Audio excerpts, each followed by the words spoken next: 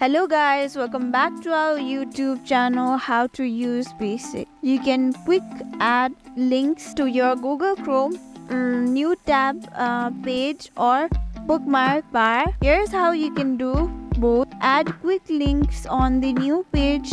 Open new tab. On the new tab you should see a section for shortcut.